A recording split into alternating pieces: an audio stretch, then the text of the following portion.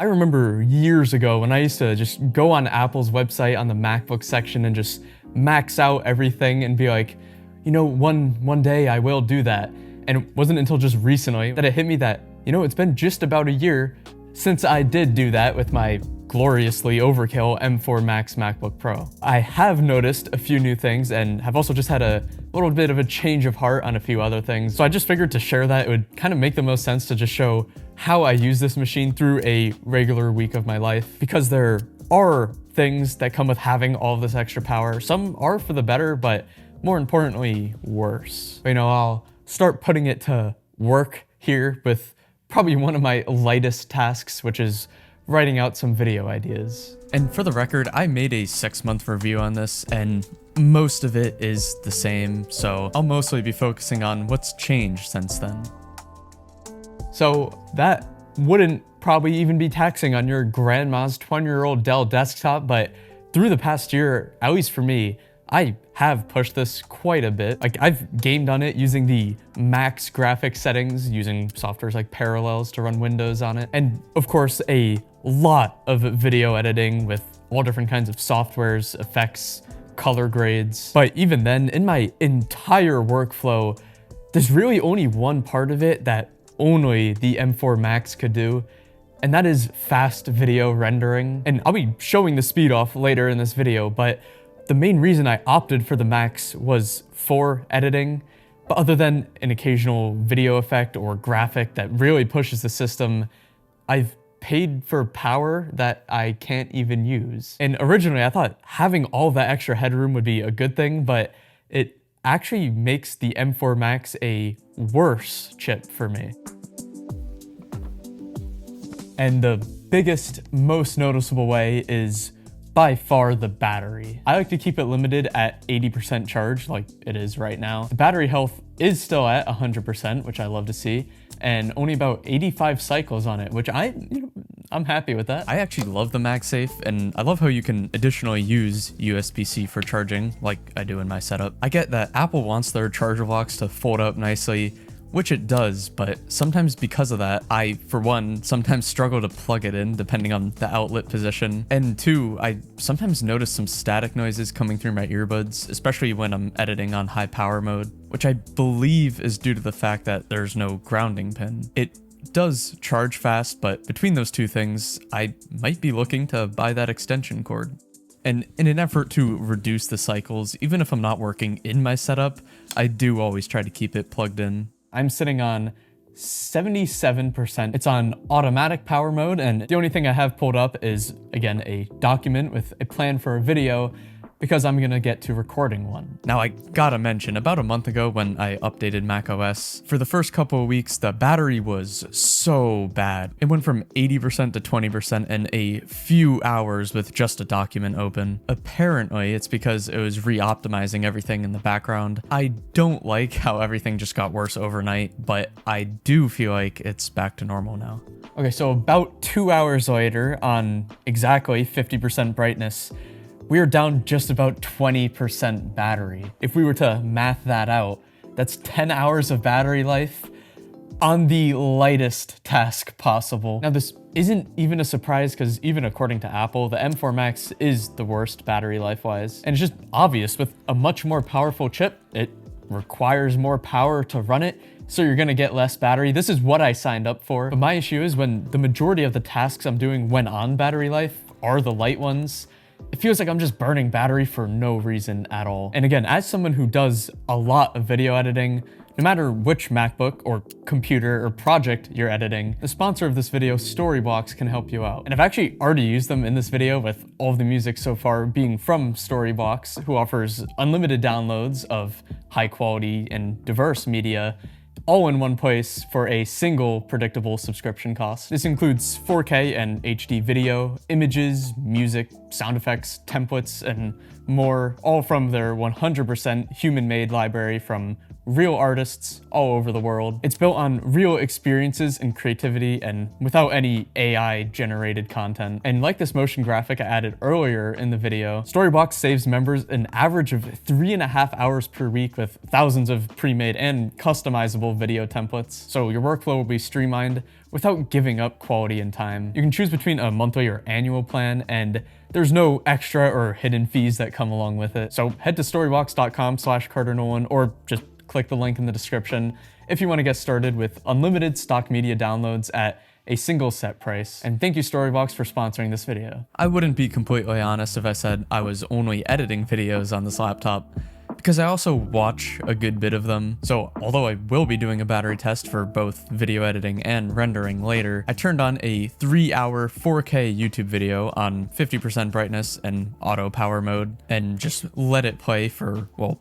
3 hours. The battery started on 80% and it dropped down to this, which is surprisingly good, especially compared to my document app. Like, I do have a lot of tabs open and a lot of big documents open, but I feel like it shouldn't be burning more battery than watching YouTube. Now it's time to get a bit into the video editing, and I gotta say, big fan of the SD card reader just built right in. I use it every single time, but I think I left off talking about the battery, and this is the 16-inch MacBook, so it actually has the bigger battery, so I'm actually getting the good end of things as it is. But talking about the 16-inch screen, I actually wanted to hit on just MacBook displays.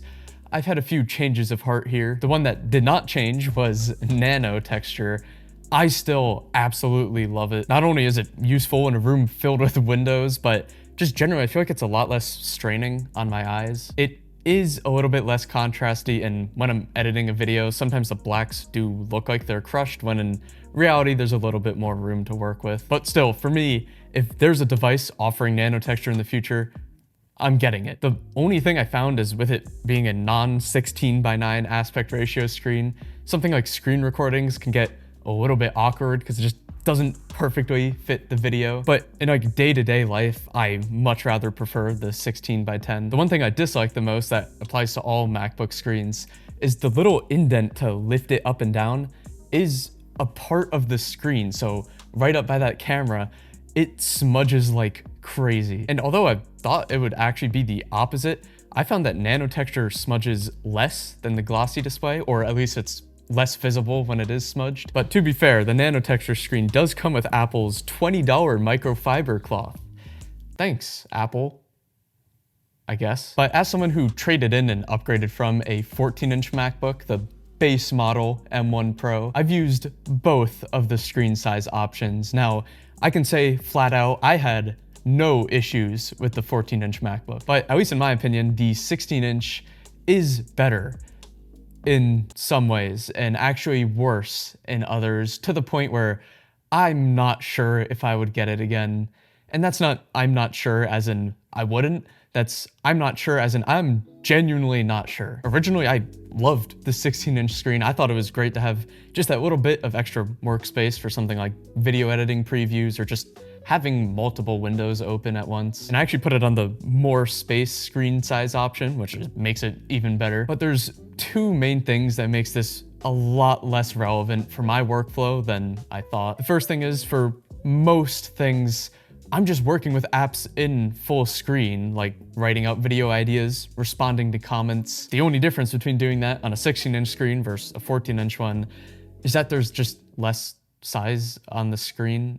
Like, that's kind of it. You can still see everything you need to see. And the second thing is, most of the time I'm plugged into my setup here, so my MacBook is just a second display. And at the scale next to my 34-inch ultra-wide, 14 versus 16 inches just doesn't make that much of a difference. And of course, the obvious, probably biggest deciding factor for a lot of people has to do with portability. Now, both of these laptops fit into my bag just fine. So I think when it comes to portability, it's less about like where it can fit, and the benefits really come in when it comes to actually carrying it around. Like, the 16-inch is bulkier and it's almost like awkwardly wide, and definitely not something I feel comfortable just carrying around in one hand. While the 14-inch was a lot more compact, it was lighter, and it was a little more balanced to carry around, which to me made it feel like it was almost more premium. But I'm gonna unplug this from the power, just get some of this editing done, and then check in on the battery after.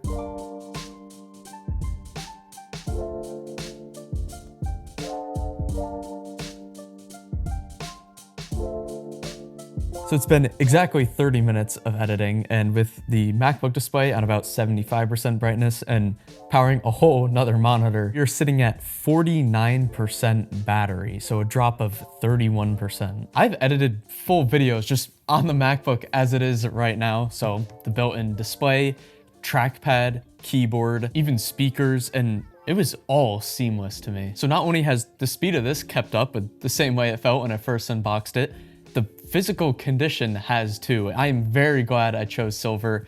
Smudges are not very noticeable. There's no dinks or dents. I've taken good care of her. And again, this is the bigger screen, and with a bigger screen comes a bigger laptop, which comes with more pros and cons. I find with the bigger laptop, having the keyboard deeper in with the wrist rests, it's far more uncomfortable than it was with like the 14-inch. Not only is the side of the MacBook digging into me, my watch is also now digging into me just because of the way it lines up. Now, most of the time, I'm just wearing my Apple Watch. You know, I save the Rolexes for special occasions, but this has a soft silicone band, so this doesn't apply to me. But if you had a metal watch on, I would imagine something is gonna get scratched eventually, whether it's your laptop or your watch, and no one wants that. So like, as much as I think this extra wrist space is uncomfortable, there is a benefit to it that might make up for it. And that is that they put a massive trackpad there. If I switch back to a 14-inch, I'd probably miss this trackpad more than I did like the extra screen real estate. And for all MacBooks, I think the keyboards themselves are super solid, but I do have 1.5 nitpicks. As far as the function keys, I don't think I've ever used the spotlight search, dictation, or do not disturb one. I feel like maybe if they added back like the backlit keyboard controls like they used to have in older MacBooks, or maybe a shortcut to like type to Siri instead of needing to hit function and S, which actually that has been something I've been using lately. I also want to mention that I love the Touch ID. It's always been like a very simple but reliable method and works 95% of the time. But the half nitpick is on my old M1 Pro. After a little bit of use, the keyboard got like oily and shiny and very worn out looking. Now this one hasn't, and I hope it doesn't, but I'll be keeping my eye out. With the battery sitting on about 45%, and after another 30 minutes of editing on automatic power mode without powering a second monitor, and also just above half brightness, it dropped to 29%, which means the battery dropped 15%, which is half as much as the test I did with it plugged into my setup. So at a 100% charged battery, it would last just under 4 hours. Now, the final quick thing I want to hit on before I talk about the performance has to do with the speakers. It wasn't until I recently started using them a little bit more that I've realized how much I've been underappreciating them. I think in terms of laptops, they are by far the best ones I have ever heard. And as someone who isn't too fussy about audio, I actually don't think I would ever feel the need to go out and buy external speakers. Just for reference, here's the sound quality versus my phone speaker.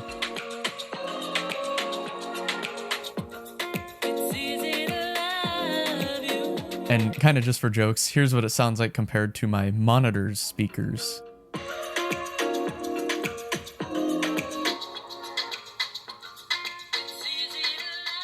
The only not ideal thing is since my MacBook's off to the side, the speakers are only coming from the left, but I think I can manage. And for most of my video calls, I also use the built-in camera and mics, which are surprisingly good. Here's a quick test from one of my recent videos between that and my AirPods. So this is just my default MacBook mic. And then these are the microphones on the AirPod Pro 2s.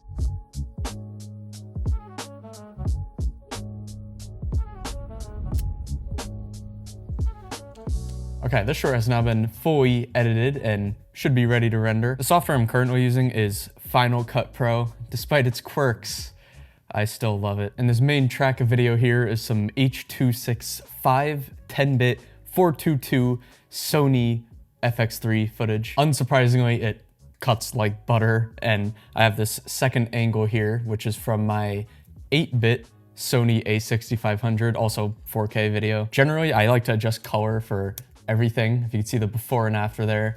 I don't use log footage that much anymore. I still have a good handful of shots that are in log, but S-Cinetone log, no matter what it is, I can add as many color adjustments as I need.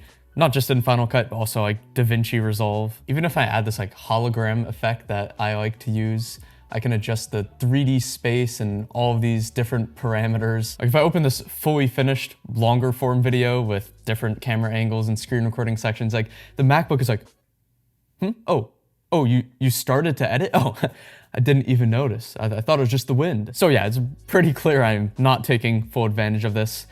But I will say there is a comfort of knowing that like 3 years down the line, if I'm just working as a video editor and someone's like, here's a 3-camera interview with 8K Blackmagic RAW footage, I can do that with no problems. So to be very clear with what I'm about to say, if you can afford this and you know what you're buying into, especially if you can use it to make money for your business, go for it. But don't be borderline pretentious like I was when I first bought this and try to convince yourself that your workflow is powerful enough to actually take advantage of this power. If you know you need the power ahead of time, then you may need it, but if you don't know, you probably don't. What I care about, and what I think most editors probably care about, is just the timeline performance like I talked about. I can like 5 times speed playback and it's perfectly smooth. And that's with multiple layers and sharpness and grain and of course color adjustments on every single clip. I still cannot get this thing to stutter. As far as crashing, I think I can count on one hand the amount of times a video editing software crashed on me on this MacBook. But again, that brings up the idea, is that something exclusive to this laptop because I got the Max chip, because I got the upgrade in RAM? I actually highly doubt it. The only thing I can actually say for sure is that I love editing on this laptop. But now to hit on the render speeds. First, I'm gonna render this short and time it because, well, I mean, I actually do need to render that. Well, it's literally been seconds and we're at 50%. Granted, it's like a minute 20 video. Like I stopped it a little late, it took like 45 seconds. But now to test the bigger video here. Now I'm not only gonna be testing how long it takes, but also as I unplug my MacBook here, that's sitting on 80%, how much battery it drains. I'll be rendering this video 3 times, once per power mode, just to see the differences in time and battery drain, and also throw in another maybe more realistic test after. But in other reviews, I hear a lot of people talk about fan noise. For me, it's only kicked on rendering longer videos on auto or high power mode. When it does kick on, it is pretty loud, but I mean, hey, like they're just doing their job and that doesn't bother me. But low power mode saves you battery life at expense of render time, and high power mode saves you render time at expense of battery life. And between low and auto mode, it rendered over twice as fast, but interestingly on high power mode, it was only 4 seconds faster than automatic. And finally, I just wanted to show how much battery drains from playing back the max quality version of the finished video in the software from start to end. This is on automatic power mode, and 13.5 minutes later, the battery dropped 11%, which is actually the exact same battery drop from rendering it on auto mode. And because of actually one of my least regrettable upgrades, I'm able to store all 3 of those renders and a whole lot more thanks to my 2 terabyte SSD. If you plan on buying a MacBook, you plan on working with big files, and you plan on keeping it for a long time, get the storage upgrade. I'm not excusing the fact that MacBook storage is way too overpriced. I think it's literally worth more than its weight in gold. And because it is a laptop, it doesn't matter if I'm working in my room, couch, or in my setup. That peace of mind that everything is where it needs to be on one place is worth it. But hopefully me just being point blank honest, and honestly probably making myself look stupid and financially irresponsible, can give a little more insight of the reality of using an Overkill MacBook. I don't think I will buy a Max chip ever again, so I'm looking to take advantage of many more years out of this MacBook, and I have no plans at all to get rid of it. But if you're still watching for some reason, thank you, and feel free to subscribe for more.